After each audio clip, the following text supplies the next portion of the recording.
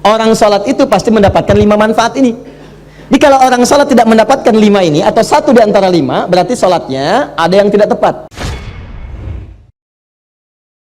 Bagaimana amalan itu cirinya diterima oleh Allah? Satu, kita ambil contoh sholat.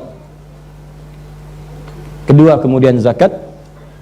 Ya, ketiga kemudian puasa. Keempatnya haji dan umrah. Secara umum, satu, ciri amalan diterima itu, yang pertama, jika manfaat-manfaat dari amal itu bisa nampak dalam kehidupan. Manfaat-manfaat atau fungsi dari amal yang dikerjakan itu nampak dalam kehidupan. Tahan. Saya beri contoh misal. Maaf teman-teman, saya berikan kaidah umum dulu ya, kaidah umum. Itu semua ibadah itu kan bukan hampa makna. Semua ibadah itu punya fungsi, punya tujuan, punya manfaat. Ya, misal, sholat itu telah kita uraikan di awal bahasan kita, punya 5 manfaat. Orang sholat itu pasti mendapatkan 5 manfaat ini. Jadi kalau orang sholat tidak mendapatkan 5 ini, atau satu di antara 5, berarti sholatnya ada yang tidak tepat. Minimal satu di antara 5 mesti dapat. Jadi kalau yang 5 ini apalagi berkumpul dalam diri kita, ini menunjukkan 100% sholat kita diterima oleh Allah Subhanahu wa Ta'ala. Satu di antara 5, alhamdulillah, ada penerimaan dari Allah Subhanahu wa Ta'ala. Yang bahaya itu kalau satu pun dari 5 itu nggak ada yang dapat, maka ada yang salah dalam sholatnya. Ini menandakan belum diterima sholatnya oleh Allah Subhanahu wa Ta'ala. Nah, contoh yang pertama, misalnya Quran surah ke-29 ayat ke-45. Anda hafal salat, Anda hafal ayatnya insyaallah. Innas salata tanha 'anil fahsya. Sungguh solat yang benar itu, demikian cara menerjemahkannya, sungguh solat yang benar itu saat ditunaikan maka dampaknya akan mencegah pelakunya dari 2 sumber keburukan.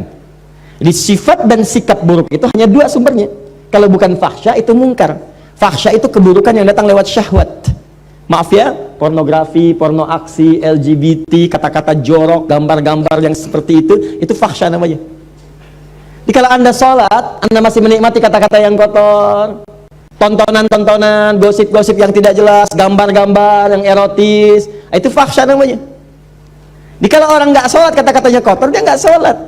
Tapi kalau Anda sholat, tontonannya, ucapannya, pendengarannya menjurus kepada fahsya, ada yang salah dalam sholatnya. Ada yang salah. LGBT, yuk saya ajak Anda sadar lah, yuk, ayo sadar, kembali. Kita doakan, kita bantu, jadi manusia yang baik. Ya, jadi manusia yang baik, kita dorong jadi baik. Sayang itu artinya memberikan perhatian supaya sama-sama punya level kebaikan. Jadi kalau merasa kurang baik, jangan dipertahankan keburukan itu. Maaf ya, cuman setan yang mempertahankan keburukan. Karena beda manusia dengan setan, setan salah, nggak kenal benar. Karena itu setan salah, nggak mau tobat. Kalau manusia itu salah dan tobat. Jadi kalau ada manusia salah nggak mau tobat, patut dipertanyakan dia manusia apa bukan. Itu rumusnya. Adam itu manusia, salah, turun kalimat tobat, Quran surah 2 ayat 37. Tobat, diucapkan kalimat tobat, Quran surah 7 ayat 23. Begitu diucapkan, diterima tobatnya. Fatalaqa Adamu min rabbi kalimatin fataba alaihi. Apa kalimatnya? Rabbana zalamna anfusana wa illam taghfir lana wa tarhamna lanakunanna minal. Begitu diucapkan, diterima tobat. Setan salah, diberi kesempatan tobat, Quran surah 7 ayat ke-12. Kata Allah, ma mana'aka alla tasjuda idh amartuk. Hei kamu setan, kamu salah, saya perintahkan nggak mau sujud. Kenapa nggak mau sujud? Itu kan perintah saya. Itu kalimat kesempatan tobat nggak diambil. Apa jawabannya? Ana khairum minhu, khalaqtani min narin wa khalaqtahu min tin. Saya lebih hebat daripada Adam. Saya diciptakan dari api, dia dari tanah. Nggak level, dari api harus sujud kepada yang tanah. Marah Allah. Allah fakhruj, keluar kamu, keluar. Nah, jadi setan itu diminta tobat, diajak baik, nggak mau. Kalau manusia itu beda, diajak baik jadi baik. Ya, jadi kalau Anda misalnya mendapati keluarga, teman, kawan, kemudian dia salah, diajak untuk jadi baik, nggak mau, itu tandanya bukan. Tandanya dia sedang dipengaruhi oleh setan. Bukan tandanya dia setan. Ibu punya suami, diajak baik, papa jadi baik dong pak. Mama ini ngajarin papa, setan. Bukan. Ada pengaruh di situ. Jelas ya? Balik sini. Jadi orang salat itu pasti menjauh dari perbuatan fahsya, mungkar, keburukan yang diingkari oleh hati kita. Sumbernya nafsu perut dengan akal. Nafsu perut itu maaf, materi, mencuri, nafsu perut tuh, korupsi, kolusi, menipu. Nggak ada orang sholat nipu, mustahil. Ini yang paling aneh, orang sholat dia ikut sholat baru takbir keluar mencuri. Wudu, habis wudunya apa? Akhi, apa kabar? Dipakai juga. Sholat takbir, begitu takbir khusyuk kelihatan. Rakaat pertama mundur, tas orang diambil. Ada yang mundur, kotak infak di bawah. Ada yang salah, mustahil. Orang sholat itu kalau habis sholat dia ingat Allah. Kalau orang ingat Allah mustahil bermaksiat. Quran surah 4 ayat 103. Fa idza qadaitumus salata fadhkurullah. Kalau sholat kamu selesai, kamu akan ingat Allah. Jadi kalau orang ingat Allah nggak akan maksiat. Anda selesai sholat, pergi ke kantor, ya di musola, pulang, ba'da sholat, kembali ke pekerjaan. Maka saat bekerja nggak mungkin maksiat, nggak mungkin, mustahil. Nggak ada tangan mudah menggerakkan angka bertambah, tanda tangan kwitansi dinambah, cek kosong diisi nggak benar, broker macam-macam, itu mustahil orang sholat demikian, mustahil. Datang duduk, datang orang, Pak ini Pak, tanda tangan, mudah aja nggak ada, dia akan lihat, Allah salah ini, maaf Mas saya malu dengan Allah. Kenapa? Tangan saya ini baru dipakai tahiyat, masa kemudian digunakan maksiat? Jari saya jadi tahiyat, nggak akan dipakai untuk maksiat, silahkan ambil. Begitu Anda katakan, diceritakan pahala oleh Allah, pahala. Dan ingat ya, pahala itu bukan cuma lahir dalam perintah, tapi larangan. Ketika Anda dikerjakan itu dapat pahala, segera berdoa, ya Allah, mohon pertahankan keluarga saya dari perbuatan maksiat, jauhkan dari godaan setan. Jelas ya? Kembalikan.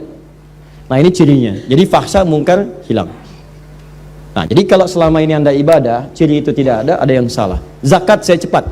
Zakat itu ciri penerimaannya jika ada perasaan dalam hati kita sudah tidak loba lagi dengan harta. Ya, tidak loba dengan harta, suka senang berbagi, lebih tepat guna, lebih proporsional, lebih punya visi. Allah kasih saya kebutuhan, ya Allah terima kasih, sebulan 50 juta, ternyata kebutuhan saya cuma 30 juta. Dia evaluasi, berarti yang 20 juta itu bekal saya ke surga. Maka turunlah Quran surah ke-28 ayat 77, paling kiri sebelah bawah. Wabtaghi fima atakallahu daral akhirah wala tansa nasibaka minad dunya. Kata Allah, hei fulan, saya titipkan harta buat ngejar ke surga, karena amalan kamu itu nggak sama dengan dia. Dia itu kelihatannya sedikit, tapi malamnya bisa tahajud, siangnya bisa puasa, baca Quran sudah banyak, hafal Quran di dalam jiwanya, dalam kepalanya. Kamu ini saya berikan harta lebih, karena tahajud gak bangun-bangun, baca Quran belum mampu, hafal Quran pun di luar kepala, masih di luar, belum masuk. Saya berikan tambahan harta supaya nyusul amalan dia, diberikanlah harta berlimpah, masuk, dipakai. Makanya ketika kalimat itu turun, kalimat Qur'annya wabtaghi fima atakallahu daral akhirat, cari negeri akhirat dengan harta itu, sedekah, infak. Makanya orang-orang yang telah lulus ujian dengan harta itu, jadi orientasi mengejar peningkatan omsetnya itu untuk jadi akhirat, Bu, Pak. Betul, bagaimana bisa zakat kalau nggak ada uangnya? Bagaimana bisa bersedekah kalau nggak ada uangnya? Setiap kita punya peluang, teman-teman, kalau bisa ya punya visi. Saya juga berusaha sama, walaupun cuma 3.000 misalnya, berusaha jadi uang tambahan 3.000 supaya bisa infak. Bagi 3.000, bagi dalam sebulan, sehari 100, nggak apa-apa, sehari 100. Dan ikhlas tuh nggak usah pamer sama orang. Mau ngasih ke kotak infak cuma 100, nggak apa-apa, ikhlas, nggak usah pamer. Ya begitu dimasukin dalam Jumatan misalnya kan, bagaimana caranya supaya tidak terdengar oleh orang lain, ikhlas, lega, masuk. Nggak apa-apa, Allah nggak akan lihat kok nilainya. Berdasar keikhlasannya diberikan apa yang mungkin orang lain tidak dapatkan itu. Jelas ya? Teruskan kemudian, maaf, puasa cirinya peningkatan takwa, la'allakum tattaqun. Itu sudah saya jelaskan. Kemudian haji dan umrah cirinya, ini yang sudah haji, maaf sekali. Kalau sudah haji berarti insya Allah ahli surga. Ya, kalau syarat-syarat diterimanya ibadah itu nampak dalam diri kita. Apa syaratnya itu? Disebut dengan birrun namanya. Birrun itu sifat baik yang muncul setelah yang jeleknya hilang. Makanya Anda dalam haji dan umrah, terutama haji, kan itu menghilangkan sifat buruk. Coba Bu, Ibu kan kalau haji, apa amalan pertama yang dikerjakan dalam haji? Wukuf kan? Wukuf di Arafah. Kenapa disebut Arafah? Mengenal kekurangan-kekurangan diri untuk mengenal Allah. Makanya sebelum berangkat haji itu, nih yang mau haji nanti ya, kan kami tiap tahun buka nanti pendidikan untuk manasik, bebas terbuka untuk siapapun. Jadi diantara caranya begini, sebelum berangkat catat dulu kekurangan kita, tuliskan. Lihat di cermin, kurang apa? Tanya suami, tanya istri, tanya anak, tanya tetangga, saya kurang apa? Papa, mama ini merasa tidak sempurna. Memang, misalnya. Bapak tolong dong Pak, jangan bercanda, sampaikan kekurangannya gitu kan. Ya sudah, ayo mama tulis nomor 1, tulis, gak apa-apa. Nomor 2, nomor 3, mama nomor 1 hapus aja, itu sudah nggak jadi. 2, nih kan, terus kan 3, bisa tuliskan tuh, 4, terus diurut sampai selesai. Misal contoh kan, ya karena mama sudah berubah yang itu, nggak apa-apa, itu tinggalkan aja. Mama masuk ke yang selanjutnya, tulis tuh 1, tuh sampai habis. Nah begitu sudah selesai, datangi anak. Udah gitu datangi tetangga, tanya. Begitu berangkat kemudian haji, datang ke Arafah, antum wukuf itu diam berkontemplasi, diam renungkan. Ya Allah, saya salah, terjebak ya Allah, minta ampun. Datang ke Muzdalifah itu dikata izdalafa, sesuatu yang membuat terpeleset. Ya datang ke Muzdalifah, ini yang menyebabkan saya sering terpeleset. Apa itu? 3 faktor. 1, diri saya sendiri, Aqabah. Yang kedua, lingkungan sekitaran yang dekat, disebut dengan wusta. Yang ketiga, yang jauh, ula. Walal akhiratu khairul laka minal ula. Kadang-kadang maaf, perbuatan buruk itu bukan karena orang lain, karena diri sendiri nggak bisa nahan nafsu. Teman lewat nggak negor kita marah, bukan karena dia nggak negornya, karena Anda tidak bisa menahan amarah Anda. Kalau Anda bisa tahan, enak, husnudzon. Oh mungkin dia sedang buru-buru, atau mungkin sedang sakit gigi. Ya, besok dia lewat, kita sapa, dia nggak nyapa, kita sapa. Jeng, apa kabar? Iya, maaf kemarin saya nggak nyapa, saya sedang buru-buru, aduh mohon maaf ya. Nah nggak apa-apa, tapi saya takut nanti disebut nggak sopan. Nggak apa-apa, biasa aja. Aduh kau baik amat, si amat aja nggak baik gitu misalnya. Nah, jadi enak gitu, ada hubungan yang nyaman. Jalan, lihat lagi ya. Ada faktornya itu, dirinya bagus, cuma lingkaran sekitaran nggak bagus. Bapak bagus, istri kurang pengertian, repot. Papa kan bupati Pak, membayangkan. Kebayang enggak? Enggak mah. Coba lihat, tuh camat aja Pak Si Hasan, mobilnya udah Alphard. Masa papa yang bupati masih Innova? Terus keluar kalimat itu, tiap hari tuh keluar. Apalagi yang istri camat tadi sering posting di Alphard, gitu kan. Keluar, besok ya sudah terpaksa beli lagi gitu kan Alphard dengan merek yang baru. Keluar, pekan depannya KPK datang. Lihat, kadang lingkungan sekitar ada Pak, bayangkan karir suami habis karena pengaruh pasangan, atau istri yang baik punya suami yang kurang bagus. Kan ada orang yang sudah berhasil ya, from $1 to $1 billion company, modal $1 dia menghasilkan jutaan dolar untung, cuman karirnya hancur gara-gara pasangan hidup. Sama istri bagus, berhijab bagus, indah, punya pasangan kurang baik. Mama, papa ada family gathering, nanti kita akan bersama mereka. Tolong mama copot dulu ya jilbabnya, nggak ada yang berjilbab mah nggak enak sama yang lain. Tuh apa? Katakan dengan yang lembut, Pak, pekerjaan itu sudah diatur, ajal kita juga kurang jelas Pak, mungkin di pertengahan kita wafat. Ini kerudung sudah dipakai 30 tahun, amanat mama almarhumah. Aku takut kalau ini dilepas kemudian wafat, bagaimana pertanggungjawabannya? Gak apa-apa, lebih baik kita kehilangan pekerjaan daripada kehilangan surga dan berpisah di akhirat nanti. Wah, catat. Itu indah. Daripada lu bapak-bapak marah, apa? Jelas ya? Atau ulah, maaf, istri baik, suami baik, diri baik, cuman orang-orang jauh yang baru dikenal memberikan pengaruh yang tidak baik. Pindah tugas. Begitu pindah tugas ketemu orang-orang gak baik, baru datang sudah dibawa ke arah pencolongan, pencurian, pemalingan dan sebagainya. Itu yang membuat tidak baik. Nyampe ke sana lempar, begitu nyampe Aqabah, Bismillahirrahmanirrahim, lontar. Wusta, lontar. Ula, lontar. Begitu dilontar hilang. Pulang ke tanah air jadi baik.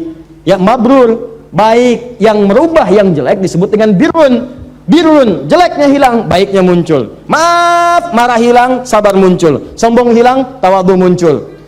Muncul yang baik, hilang yang jeleknya, birun. Melekat dalam diri. Kalau melekat pada diri seseorang disebut mabrur namanya. Mabrur. Maka muncul istilah haji mabrur. Haji mabrur itu bukan haji yang diterima, tapi haji yang bisa merubah perilaku orang itu dari buruk menjadi baik. Makanya orang Arab menyebut haji sifatnya dari kalimat Nabi, haji mabrur. Lekatkan mabrurnya, maksudnya begini, Pak Haji, bukan gelar, karena tidak ada ibadah yang melahirkan gelar. Apa ada kemudian Bapak Hasan sholat, kemudian misalnya infak, misalnya haji, lalu dapat gelar SHI, sholat haji infak, kan nggak ada. Saya belum pernah dengar ada orang sholat sebelum bapak sholat, Ustadz sholat ada hidayat, gak ada. Silakan cek, gak ada, biasa saja. Haji pun bukan gelar, haji itu pengingat dari kalimat hajjul mabrur laisa lahul jazaa illal jannah. Haji yang bisa merubah seseorang jadi baik, gak ada pahala padanya kecuali surga. Maka ketika dia selesai haji, orang Arab mengatakan pada orang yang kadang-kadang kurang komitmen, baru datang ke imigrasi sudah marah-marah, mana koper saya nih, gini dasar Arab, dasar ontak, dasar begini, keluar kalimat yang gak bagus. Kata orang Arab, yang kata orang Arab, Pak Haji, maksudnya Bapak sudah haji. Jangan keluar lagi kalimat itu, jangan gadaikan surga dengan maksiat yang kemudian tidak seharusnya muncul. Jadi kalau dipanggil Pak Haji, jangan bangga dulu. Saya tuh kalau dipanggil tuh takut saya. Ustadz Haji Adi, astagfirullah. Haji saya diterima nggak ya Allah? Diterima nggak? Ini kadang-kadang bangga. Nama Doni, habis Haji lewat. Pak Doni lurus saja. Pak Haji Doni,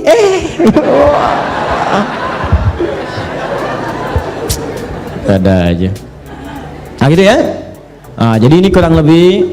Jadi kalau ini sudah muncul dalam diri kita, ini gambaran amalan kita diterima oleh Allah Subhanahu wa taala. Jelas? Nah, yang terakhir, apa syarat amalan itu diterima? Nanti itu kita bahas di pertemuan berikutnya insyaallah.